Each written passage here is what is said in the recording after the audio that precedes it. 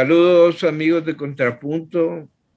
Hoy tenemos la oportunidad de conversar con el amigo ya de muchos años, economista, vicepresidente del Colegio de Economistas de El Salvador y presidente de una institución latinoamericana de economistas también. Alfonso es catedrático, es analista en la rama de la economía y es bastante conocido. Se le otorgó un premio por mejor economista del año. Este programa de entrevistas al momento de Contrapunto tiene la característica de, igual que lo que es Contrapunto, tratar de poner ante nuestros lectores, ante nuestros eh, video, videastas, poner diferentes posiciones que están ambulando en nuestro país. Entonces, la semana pasada pudimos entrevistar a Francisco Martínez, otro especialista en economía y desarrollo social. Hoy tenemos la oportunidad de intercambiar criterios con un personaje muy conocido en el país y que tiene probablemente otra visión diferente a la que tenía Francisco. Pero en definitiva, de eso se trata el periodismo. Hay gente que dice que tienen la verdad, eh, cuando la verdad absoluta no existe. Entonces, Contrapunto hace todo lo posible por acercarnos a la verdad. Y parte de la verdad es la controversia que existe en El Salvador sobre todos los temas: economía, sociedad, desarrollo, gobierno, partidos. De eso se trata la, la de eso influye Contrapunto, y qué bueno que lo podemos hacer hablando y no a base de luchas como la guerra que se dio en El Salvador, precisamente para comenzar a construir una democracia en El Salvador. Bueno, para comenzar te queremos dar la bienvenida.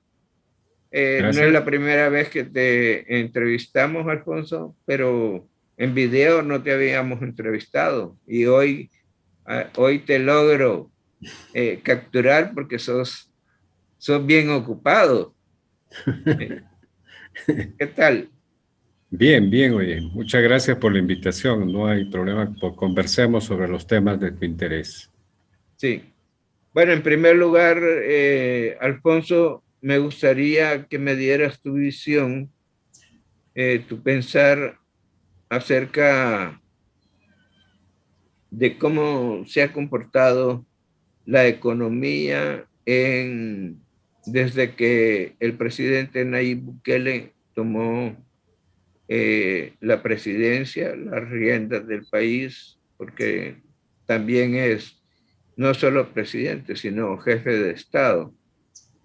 Eh, y cómo ves que se está comportando la economía también con los 12 meses que está la nueva bancada mayoritaria, casi como pudiéramos decir la aplanadora Cian, como hubo una aplanadora durante la guerra que era la aplanadora verde del Partido Demócrata Cristiano. Pues, Entonces, ¿Cuál es tu visión de este aspecto desde que el presidente Bukele tomó las riendas del país?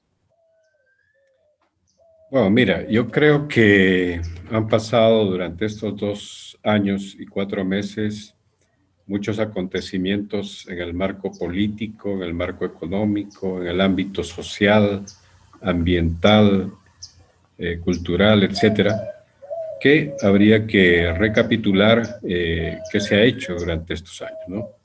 De hecho, hemos estado cruzados por una pandemia que obviamente impactó negativamente la economía del país. La economía el año pasado cayó en menos 7,9%, una caída superior a la crisis financiera de la economía mundial en el año 2008-2009. Y la situación obviamente es sumamente delicada en el marco económico, ya que hay que superar esa caída tan drástica. El gobierno está planteando que la economía del país va a crecer en un 9% en este año. Posiblemente pueda ser 8%, 9%, depende del comportamiento de estos últimos meses. Pero asumiendo eso, de todas maneras, la economía no termina de recuperarse. O sea, lo que se considera es que a lo sumo va a crecer en 0,3% en este año, lo cual es una cantidad insuficiente para enfrentar los retos del futuro, las dinámicas y necesidades de la gente, las posibilidades de generación de empleo, más inversiones, etcétera. Todavía la situación es muy limitada. No hay duda que hay indicadores económicos que han surgido muy bien, o sea, han resurgido muy bien, como las exportaciones, las importaciones, las remesas, que han crecido a tasas importantes, eh, posiblemente hasta superiores a los años previos a la pandemia o al año previo a la pandemia. En esa perspectiva, yo diría que todavía estamos en una situación delicada en términos de recuperación de la economía. Todavía estamos en una crisis económica, porque no solamente es el crecimiento económico y las actividades productivas, sino que también es todo el ámbito de la dinámica de las micro, pequeñas y medianas empresas que todavía no terminan de superar la crisis. O sea, los datos muestran que todavía hay un 56% de las micro, pequeñas y medianas empresas que no han llegado a los niveles del 2019. El nivel de desempleo que se generó por la pandemia, la pérdida de 75,000 o más empleos, todavía de eso falta que se recuperen por lo menos 10,000 empleos. Entonces, todavía estamos en una situación bastante delicada, limitada. Obviamente se requieren más esfuerzos para poder desarrollar la capacidad productiva. Sí, ahora explícame una cosa porque es necesario explicarle a nuestros lectores, a nuestros amigos que nos ven en contrapunto. Eh, Estábamos el año pasado y comienza la pandemia cruda y es una pandemia que nos obligó a estar encerrados aún todo. En estos momentos seguimos guardando una cantidad de medidas que no permite que la economía realmente se desarrolle como tal, pero por ejemplo, se dice, eh, eh, instituciones internacionales también dicen que la economía efectivamente va a crecer 9%, pero 9% con referencia al menos no sé cuánto 7,9. teníamos del año pasado, ¿no? Sí. Es decir, si teníamos, Menos eh, 7,9 era. ¿cómo? Menos 7,9% la caída del año pasado. Entonces, sí, si hubiéramos, si estaríamos en una situación normal, eh, eh, siguiendo la lógica de los años pasados, la economía no creció más del 3% en los años anteriores y era digamos, como un aspecto casi determinista el hecho de no crecer a más del 3%, pero si en esa situación estuviéramos, la economía en realidad sí hubiera crecido por todo lo que se ha hecho al 9% o 8%, ¿no? Sí, sí, pero lo que hay que entender es lo siguiente, es que venimos de la crisis de una caída de menos 7,9%. Lo que ha habido en este año es un efecto rebote, o sea, es cómo resolver el problema de la caída, ¿ya? De esa caída tan drástica.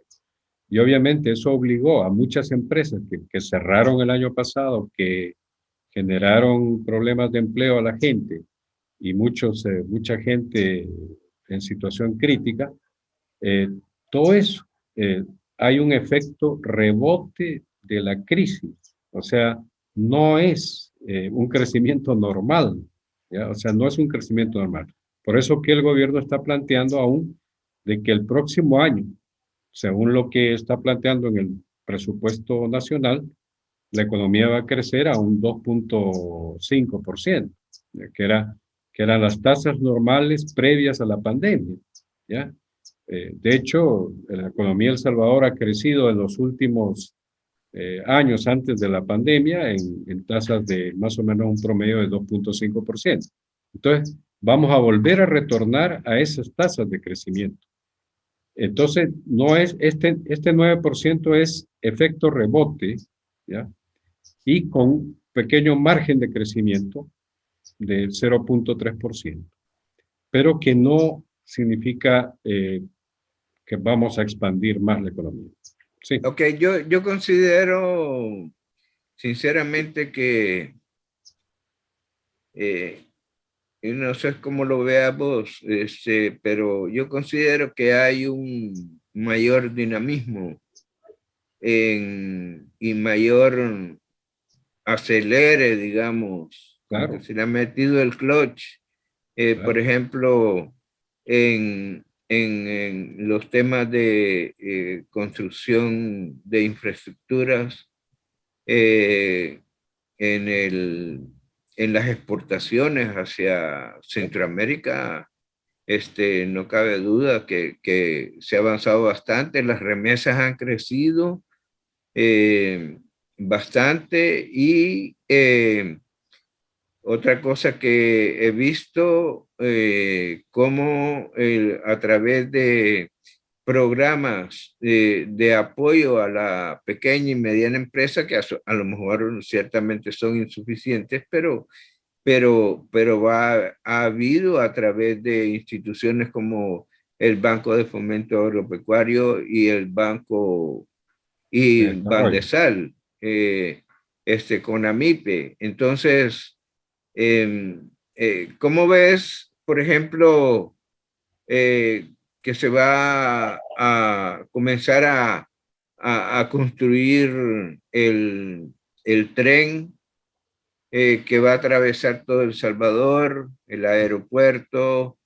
Eh, Eso implica una gran cantidad de recursos que el gobierno ha apostado que van a modernizar el país, así como otras acciones que se han dado, como por ejemplo la entrega, bueno, en primer lugar, el cuidado de la salud por la pandemia. En segundo lugar, las entregas de las computadoras a los jóvenes. Entonces, estamos hablando de y que van un poco aceleradas porque el presidente no, no cabe duda que es una persona que quiere ir y su intención es ir aceleradamente hacia el mejoramiento de la economía y por tanto el mejoramiento del bienestar de la población. Al menos eso parece cuando, pero ¿qué pensamos de eso?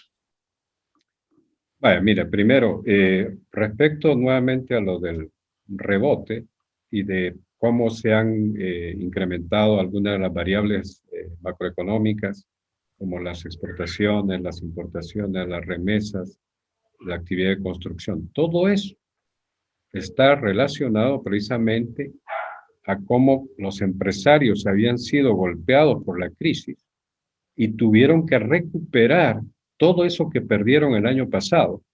Y para eso tuvieron que hacer nuevas inversiones, aprovecharon el marco de las economías que se abrieron, en este caso la economía norteamericana que abrió su economía y empezaste a exportar. Entonces, los empresarios aquí aprovecharon esas condiciones.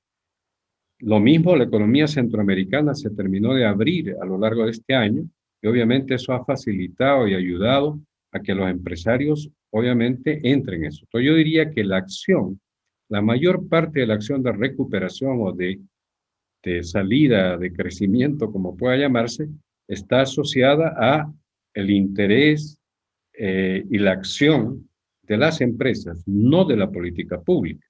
Algo de la política pública está claro que juega, ¿no? O sea, como lo que tú has señalado, los apoyos financieros que pueda haber habido a la micro, pequeña y mediana empresa, eso ayuda, pero no es suficiente. O sea, ha habido una decisión empresarial muy fuerte por recuperarse, por superar la crisis del año pasado.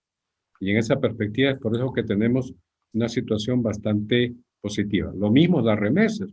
Las remesas han crecido no porque haya una política pública aquí, sino por las decisiones que se tomaron, en este caso en la economía norteamericana, en torno a bonos, pagos por desempleo, etcétera, que todos esos fondos los salvadoreños han enviado y aparte del criterio solidario de los salvadoreños de apoyar a sus familias que están impactadas por la pandemia. Entonces, obviamente, no podemos decir que el resultado de este crecimiento y de esta superación de la crisis es simplemente la política pública. No, es decisiones de los agentes económicos, en este caso las empresas de todo tipo, las empresas constructoras, etcétera, que empezaron a ver las posibilidades de invertir nuevamente. Entonces, lo cual está muy bien, o sea, yo no veo ningún problema en eso. Ahora, que si el gobierno está haciendo bien las cosas en función de la gente, pues yo tendría mis dudas, ¿ya? Porque, de hecho, tú ya has visto, hay todo un tramo que tiene que ver con la parte política de la institucionalidad democrática y de los riesgos de violaciones que pueden haber a tus derechos, que yo diría que eso es sumamente preocupante, ¿ya? O sea, ahí yo no le veo un interés realmente del gobierno de entrar más bien a un proceso de mayor democratización y mejora de las condiciones de libertades en el país. Pero por el otro lado, en la economía, estamos ahorita ante otro problema. Pero tú dime. Sí, correcto, entiendo tu posición. Ahora, veamos un poco lo que le queda al presidente Bukele de gobernar es prácticamente un poco menos de dos años y medio. Eh, ¿Cómo ves esta perspectiva en lo que falta? ¿Qué perspectiva le ves? Vos decís que Ya. este año el crecimiento todavía es insuficiente y lógicamente lo vemos. Estamos todavía en medio de la pandemia y estamos, nosotros mismos, digamos, como empresa, hemos pasado muchas dificultades, y las pequeñas y medianas empresas, no terminan de... El ambulantaje como a veces me da la idea de que ha crecido. Otros síntomas que veo, eh, muchos niños jóvenes, incluso personas adultas en la calle pidiendo limosna, pues se nota que el crecimiento no llega inmediatamente a las personas, pero Ah, en estos 2 años y unos meses que le quedan al presidente Bukele, ¿cómo esperás o qué indicaría vos como economista que tenés una gran experiencia, que has recorrido eh, un largo camino desde que se firmaron los acuerdos de paz y estuviste viendo la experiencia de los gobiernos de Arena, los gobiernos de la izquierda, del frente? Eh, ¿Cómo ves que, que puede terminar el presidente Bukele en estos 2 años y pico que le quedan? mira, el gobierno actual y el presidente Bukele tienen grandes retos para los próximos 2 años y medio, en todo caso, ¿no? Como gobierno. De hecho, la situación está cada vez más grave en el país. O sea, si vemos otros parámetros como el costo de la vida, el incremento del precio del combustible, los impactos que eso tiene sobre la gente y sobre el consumo, etcétera, hay situaciones bastante críticas. En el marco fiscal igual, no hay posibilidades de todavía resolver y estabilizar el marco fiscal si no hay un préstamo del Fondo Monetario de 1.300 millones de dólares, y eso se ha hecho cada vez más difícil por medidas y acciones del gobierno. Entonces, estamos ante una situación bastante delicada para futuro. Eh, El gobierno tiene que resolver el problema de las necesidades de fondos, de liquidez, para solventar cualquier posibilidad de impago. Y en este caso, tiene que resolver el tema de, el préstamo con el Fondo Monetario Internacional, por un lado. Por otro lado, si querés hablar de posibilidades de crecer más y generar condiciones mejores para la gente en términos de empleo, mayores inversiones, etcétera, la política eh, del gobierno tiene que ser mucho más seria, mucho más planificada, ¿ya? O sea, de hecho, no solo hablar aquí de que sí, va a haber inversiones en cantidades importantes, no, queremos ver en qué inversiones. Si tú dices que todos estos proyectos de infraestructura como el tren del Pacífico, el aeropuerto de no sé dónde, todas esas cosas son proyectos que tardan mucho tiempo y no va a dar en 2 años y medio. Imposible, ¿ya? O sea, eso no lo vas a tener listo en 2 años y medio. De hecho, recién están haciendo los estudios para el famoso tren del Pacífico y vamos a esperar y después hay que licitar, hay que ver condiciones, todo. O sea, es imposible. Cada cosa de esas, más de esa magnitud, requiere mucho tiempo. Ahora, claro, hay inversiones en infraestructura que los puede hacer a través de obras públicas, etcétera, que hay pequeñas cosas que se pueden hacer. Y en ese sentido también eso es importante porque la inversión pública es clave. El año pasado la inversión pública cayó totalmente, drásticamente, y ese es un factor clave para el crecimiento. Si este gobierno no hace que la inversión incremente el próximo año fuertemente, la inversión pública, ciertamente vamos a estar ante mayores limitaciones de crecimiento.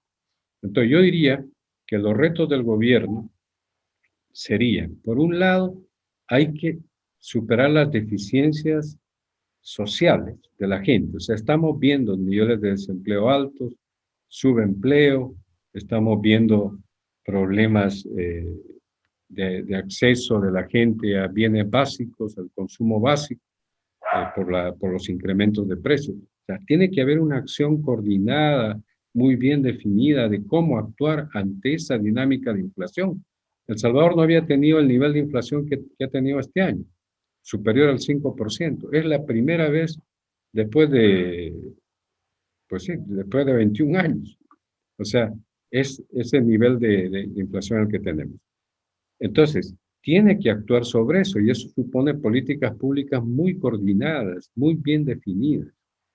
El fomento a la inversión también, o sea, de hecho ya los gobiernos anteriores habían hecho políticas de incentivos y apoyos al sector empresarial o a las inversiones extranjeras, pero el problema que tenemos ahora es las inversiones extranjeras no sé si van a venir porque con el escenario político, el irrespeto al marco de la legalidad, es imposible que alguien busque eso. Eso lo dicen los organismos estos que miden el riesgo país, ¿no? Como Moody's, como Standard Poor's o Fitch Ratings. Ellos lo dicen, ¿no? O sea, bajo estas condiciones es bien difícil que los inversionistas vengan y hagan que empujen más el crecimiento.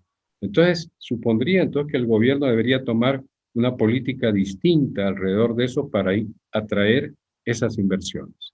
Y bueno, hay que reconocer determinados errores y cambiar, o sea, no hay ningún problema, pero a saber si este gobierno estará dispuesto. Correcto.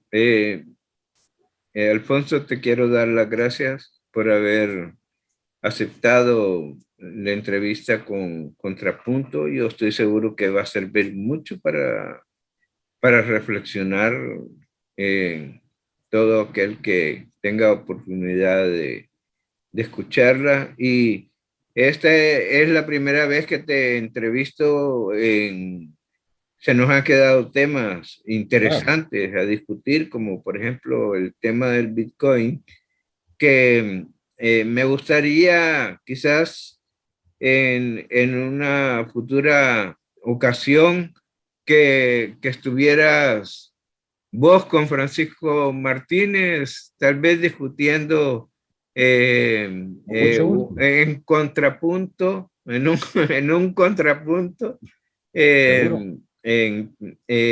sobre el tema del Bitcoin que es interesante, ¿no? Es interesante la oportunidad esta que se ha abierto, pero también no deja de ser controversial. Y a eso es lo que tenemos que sacar el jugo para que resolver los problemas concretos que tenemos en El Salvador de manera civilizada y de manera democrática, ¿no? Que El Salvador sea cada vez más democrático es el sueño quizás de la mayor parte de la población salvadoreña. Muchas gracias, Alfonso. No, gracias a ti, Juan José, un gusto. Cuando quieras, seguimos conversando. Correcto. Muy amable por otorgarnos esta entrevista. Gracias.